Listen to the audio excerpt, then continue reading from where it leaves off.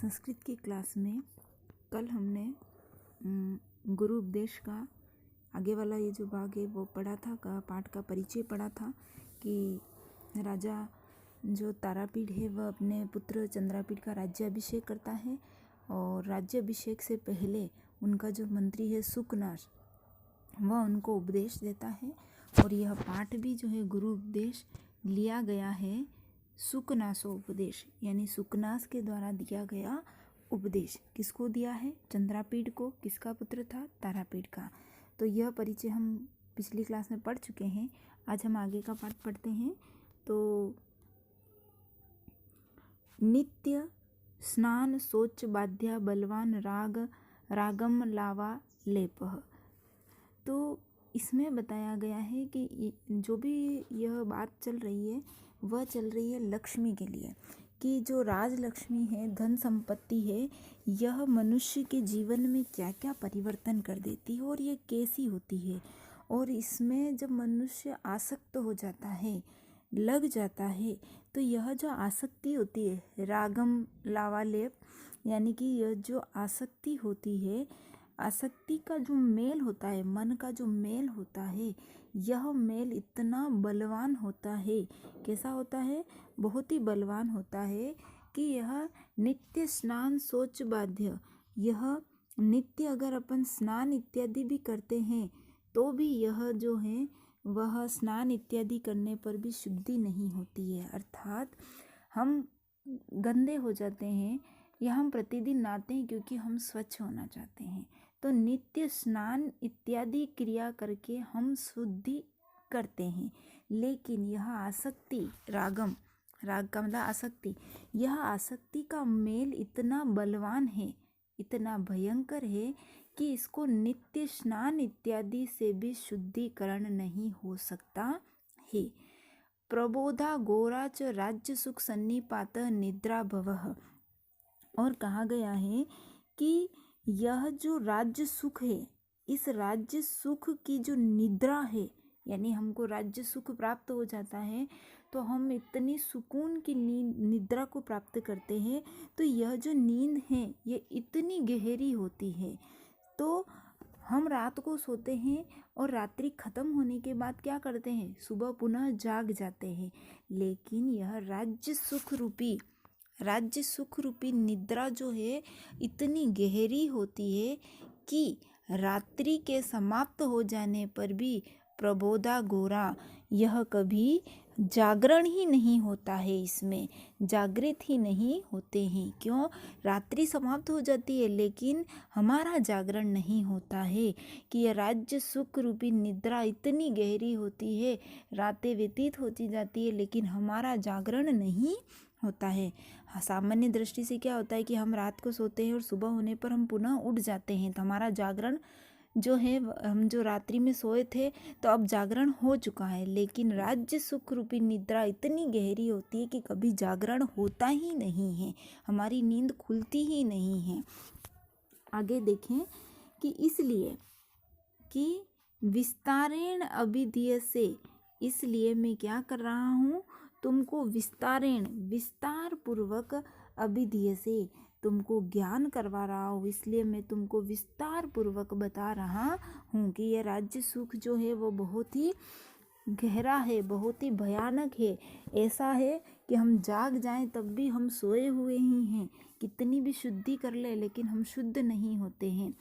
अब यह जो पैराग्राफ है यह बहुत ही मोस्ट है, इससे अक्सर प्रश्न आते हैं। आप इसको ध्यान से सुने कि राज्य सुख जो ये लक्ष्मी है यह मनुष्य की बुद्धि कब कब भ्रमित कर देती है, क्या क्या ऐसी परिस्थितियाँ होती है जिससे कि मनुष्य की बुद्धि जो है वह भ्रमित हो जाती है। कितना भी ज्ञानवान क्यों नहीं हो लेकिन फिर भी वह विनाश की ओर अग्रसर हो जाता है। कब हो जाता है? कि गर्भेश्वर ऐश्वर्यत्वम, यानी गर्भ से ही, यानी जो जिसका जन्म हुआ ही नहीं है और जो जन्म नहीं है फिर भी अपने पूर्वजों से धन संपत्ति ऐश्वर्य का स्वामी है, अर्थात जो जन्मजात ऐश्वर्य का स्वामी है। गर्भैश्वर्यम यानी गर्भ से ही ऐश्वर्य का स्वामी है, धन दौलत का स्वामी होना, पहला कारण यह है। दूसरा, अभिनव यौवनम यानी जो अभी युवा अवस्था में है, यानी जिसने अभी युवा अवस्था में कदम रखा ही है, तो यह जो चंद्रापीड़ है गर्भ से ही ऐश्वर्य को प्राप्त किया हुआ है। अभी ब्रह्मचारी शिक्षा अर्जन करके अभी ही युवा अवस्था में यानी गृहस्थ आश्रम में प्रवेश किया है, तो वह भी नव यौवन है। और अप्रतिरूपत्वम और अत्यधिक सौंदर्य का होना, यानी अप्रतिरूपत्वम, रूप यानी सुंदरता कि जिसमें अप्रतिम सुंदरता है, तो चंद्रापीड़ जो है वो बहुत अत्यधिक सुंदर भी है। आगे देखें, अमानुष शक्तित्वम चेति महति, और जिसके अंदर अमानुष यानी कि अलौकिक शक्तियों का सामर्थ्य हो, यानी जिसके अंदर कैसा हो, अलौकिक शक्ति का सामर्थ्य हो, अर्थात जिसमें जितने भी अच्छे अच्छे गुण हैं वह सभी गुण जो हैं विद्यमान है, अर्थात वह अलौकिक शक्ति का सामर्थ्य उसके अंदर है। यह जितनी भी चीज़ें बताई है, चेति महति, ये जितनी भी सारी चीज़ें बताई हैं, खलु अनर्थ परंपरा सर्वता, यानी यह सभी अनर्थ की परंपरा की एक लंबी कड़ी है, अर्थात इन चीज़ों के होने पर मनुष्य का खलु अनर्थ परंपरा, निश्चय ही अनर्थ, उसका विनाश, उसका सर्वनाश होना तय है। आगे देखिए, अविनयानाम एकम एकम अपि येषाम आयंतम किम उत समवायः, इसमें से एकम एकम यानी एक एक के भी आने पर दुराचारियों का घर हो जाते हैं, यानी वह अविनय हो जाता है, विनयशील नहीं रहता है, वह दुराचारी बन जाता है कि इतने सारे गुणों में से एक गुण के भी अगर होने पर मनुष्य क्या बन जाता है, दुराचारी बन जाता है, बुरा व्यक्ति बन जाता है। तो फिर किम उत समवायः, समवाय का मतलब होता है समूह, लेकिन फिर इन सब के समूह के होने पर तो कहना ही क्या, किम उत यानी क्या कहना, कि अगर कहा गया है कि शास्त्रों में कि इन सब के में से किसी एक के भी होने पर तो क्या होता है, सर्वनाश निश्चित है, किंतु जिसके पास यह सब कुछ समूह रूप में मौजूद है तो फिर उसका तो कहना ही क्या, क्योंकि चंद्रापीड़ के पास गर्भ से ही ऐश्वर्य है, वह यौवन संपन्न है, वह अत्यधिक सुंदर है और अलौकिक शक्ति का सामर्थ्य उसके अंदर है, ये चारों ही वस्तुएं उसके अंदर है, तो फिर तुम्हारा विनाश होना स्वाभाविक ही है। क्योंकि किसी के पास धन दौलत होती है तो उसको अहंकार आ जाता है, कोई युवावस्था में आता है तो वो अपने आप को सर्वगुण संपन्न समझने लग जाता है, किसी और की सुनता ही नहीं है, वही समझता है मैं ही सब कुछ सही हूँ। कोई अत्यधिक सुंदर होता है तो उसको कोई दूसरा दिखता नहीं है, और कोई अलौकिक शक्ति यानी किसी में बहुत ही अच्छे अच्छे गुण होते हैं तो वो समझता है कि मैं ही समझदार हूँ, दूसरा कोई समझदार नहीं है। तो एक गुण ही काफ़ी है मनुष्य के विनाश के लिए, दुराचारी होने के लिए। उसके जो गुण हैं वह अवगुण में परिवर्तित होते देर नहीं लगती है, लेकिन किसी मनुष्य में अगर ये चारों ही गुण विद्यमान हैं तो फिर उसका कहना ही क्या, अर्थात उसका विनाश होना तो स्वाभाविक ही है। यौवन आरंभे च शास्त्र जलम प्रक्षालम निर्मलम अपि कालुषम उपायते बुद्धि, यौवन के आरंभ में शास्त्र जल से यानी शास्त्रों के ज्ञान के द्वारा प्रक्षालम निर्मलम अपि, प्रक्षाल यानी धोई हुई, शुद्धि की हुई, निर्मल अपि निर्मल हुई, कालुषम आयति बुद्धि, और यह जो बुद्धि है वह कलुषित हो जाती है, किससे, यौवन के आरंभ में, यानी युवा अवस्था के आरंभ में। अभी ब्रह्मचर्य की शिक्षा प्राप्त कर लिया, आश्रम में सारा ज्ञान अर्जन कर लिया, सभी शास्त्रों का ज्ञान प्राप्त कर लिया, लेकिन यौवन के आरंभ होने पर ही शास्त्र जल से जो प्रक्षालित की हुई निर्मल की हुई बुद्धि भी क्या हो जाती है, कालुषम उपायती, कलुषता को प्राप्त हो जाती है। कि युवा अवस्था के आरंभ होने से ही जो शास्त्र का ज्ञान होता है वह धीरे धीरे कलुषित होने लगता है। आगे देखें, इंद्रिय हरिण हारिणी च सततंदुरे तेयम उपभोग मृग तृष्णिका, कि इंद्रिय रूपी यह जो इंद्रिय है, इंद्रिय रूपी जो हरिण है उसके हरने वाले विषय भोग रूपी, देखें, विषय भोग रूपी मृग तृष्णा का जो यह यानी कि एक इंद्रिय रूपी हिरण है, और इस हिरण का हरण करने वाले कौन हरण करता है, यह जितने भी विषय वासना है, यह विषय वासना जो क्या करती है, अपनी इंद्रियों को हरण कर लेती है, और ये हरण करने पर क्या करती है, निरंतर दुखद परिणाम ही देने वाली है। इंद्रिय रूपी हरिणों को हरण करने वाली सततेंदुरिन यानी यह निरंतर दुख ही देती है। और उपभोग मृग तृष्णिका, और यह जो उपभोग रूपी जो मृग तृष्णा है, मृग तृष्णा का मतलब ऐसी इच्छाएं, ऐसी लालसाएं जो हमारी कभी खत्म ही नहीं होती है, बढ़ती रहती है, बढ़ती रहती है। तो इंद्रिय रूपी हिरण का हरण करने पर यह अत्यधिक दुख को ही बढ़ावा देती है, और हमारी जो लालसाएं हैं, इच्छाएं जो हैं, वह अत्यधिक बढ़ती ही जाती है, और ये हमेशा मुश्किलों को बढ़ाने वाली होती है, मुश्किलों का अंत नहीं करती है। तो इंद्रियां जो हैं, हमारा जो मन है, हमारी जो इंद्रियां हैं, वह इंद्रिया का क्या करती है, अच्छे मन का हरण कर लेती है, और हरण करने के बाद हमेशा दुखों को और अत्यधिक बढ़ाती जाती है, और मृग तृष्णा जो है वह बढ़ती जाती है। हमारी लालसाएं, हमारी इच्छाएं बढ़ेगी, और इच्छाएं बढ़ेगी तो हमको दुखों की प्राप्ति होगी, मुश्किलें और अत्यधिक बढ़ती जाएगी, और हम सत्कर्म से कुमार्ग की ओर प्रशस्त होते चले जाएंगे। नाशति च दिंग मोह इव उन मार्गो प्रवर्ते पुरुषम आसक्त्यो विषयसु, जो पुरुष है वह इन विषय वासनाओं में अगर लग जाता है, विषयसु यानी विषय वासनाओं में लग जाता है, पुरुषम आसक्त हो जाता है, तो क्या होता है कि नाशति नष्ट हो जाता है, और उस मनुष्य का नष्ट हो जाता है। क्या क्या नष्ट हो जाता है, एक तो दिंग मोह, वह दिंग मोह का मतलब होता है वह अपनी राह से भटक जाता है। दिंग मोह अपना जो सही राह है, अपनी मंजिल है, उस मंजिल से वह भटक जाता है।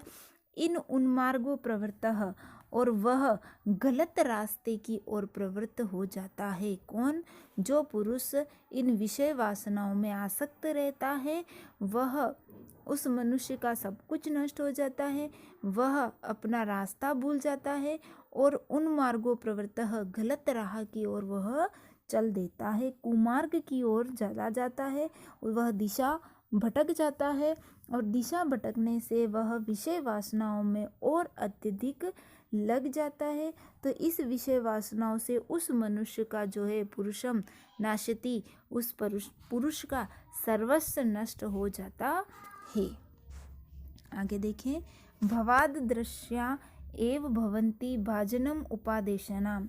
भवादृशा यानी आप जैसे ही, भवादृशा यानी आप जैसे, कैसे, चंद्रापीठ के लिए कहा है, सुखनास कह रहे हैं कि आप जैसे ही भवंती होते हैं, भाजन का मतलब होता है पात्र, आप जैसे ही पात्र होते हैं, किसके, उपदेशानाम, उपदेश के, आप जैसे व्यक्ति ही उपदेश के पात्र होते हैं। क्यों, क्योंकि आप में यह चारों गुण विद्यमान हैं, तो इसलिए आप जैसे व्यक्तियों को तो उपदेश देना बहुत ही आवश्यक है।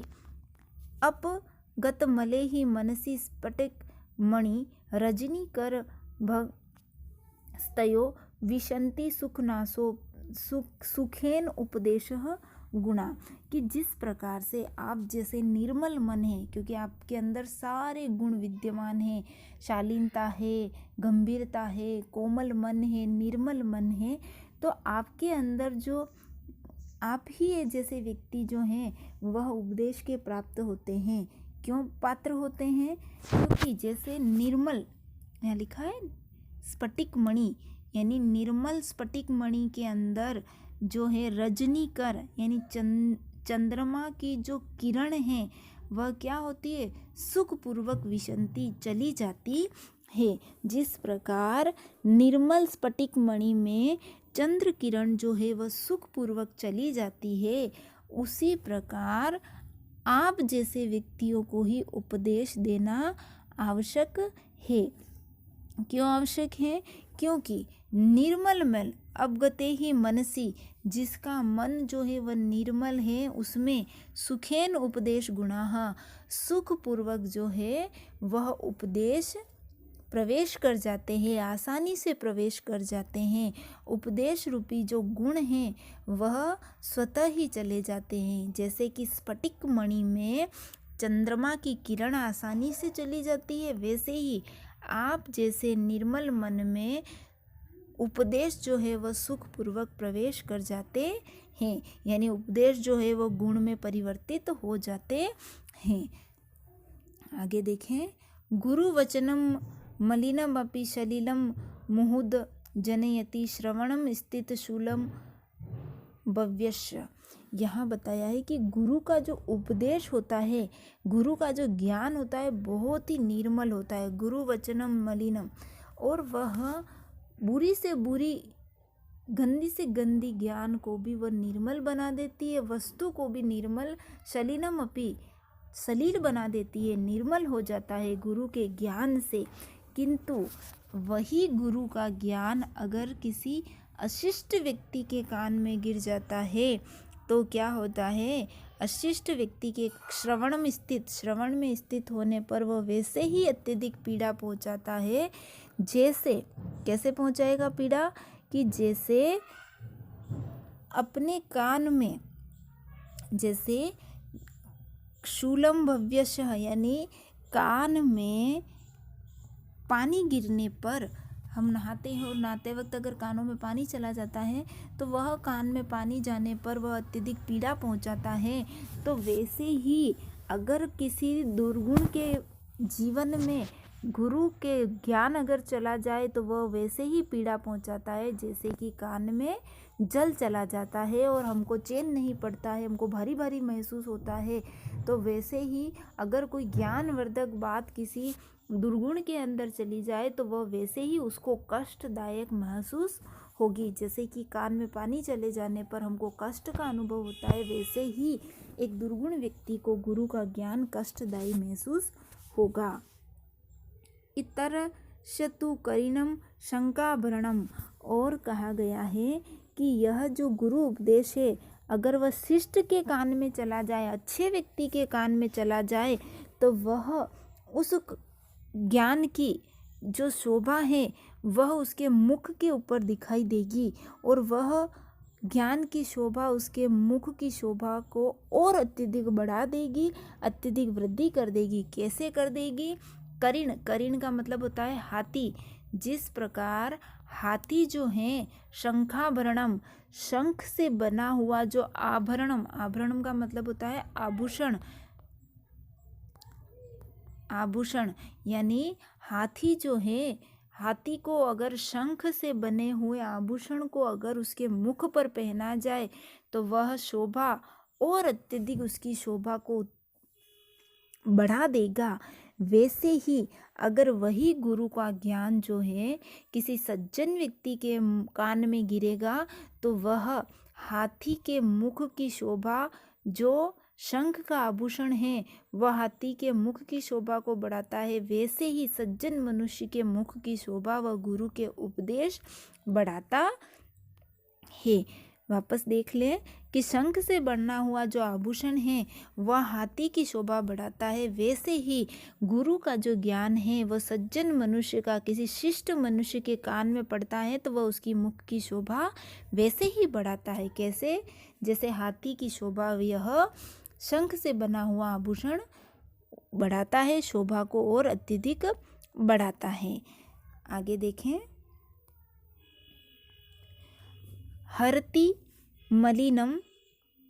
मलिनम अंधकारम इव दोषः प्रदोषम समय निशाकरः इव। जैसे कि प्रदोष काल में यानी जब संध्या समय होता है और प्रदोष यानी संध्या समय होता है, धीरे धीरे और अत्यधिक अंधकार होता है, तो उस अंधकार में क्या होता है कि जब चंद्रमा का उदय होता है प्रदोष काल में, तो उस समय हरति मलिन अंधकारम, वह अंधकार जो है वह चंद्रमा क्या करता है, दूर कर देता है। जैसे कि सूर्य जो अस्त हो जाता है तो सूर्य के अस्त होने पर क्या होता है, रोशनी चली जाती है, सूर्य के प्रकाश से रोशनी चली गई और धीरे धीरे अंधकार होने लग जाता है। लेकिन जैसे ही चंद्रमा का उदय होता है तो चंद्रमा का उदय होने पर क्या हो जाता है, रोशनी होती है, तो अंधकार जो है वो क्या हो जाता है, दूर हो जाता है।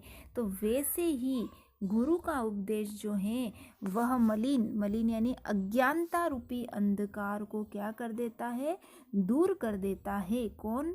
चंद्रमा की जो रोशनी है, प्रदोष काल का जो चंद्रमा है वह चंद्रमा जो है अंधकार को दूर करता है, वैसे ही गुरु का जो ज्ञान है वह अज्ञानता रूपी अंधकार को दूर कर देता है। वापस देख ले में कि गुरु का जो उपदेश है वह प्रदोष काल में, रात्रि काल का जो चंद्रमा है वह घोर अंधकार को भी जो है वह शांति, घोर अंधकार को प्रकाश में परिवर्तित कर देता है। तो वैसे ही गुरु उपदेश जो है वह सभी दोषों को निर्मल बनाते हुए गुण में परिवर्तित कर देता है। आगे देखें,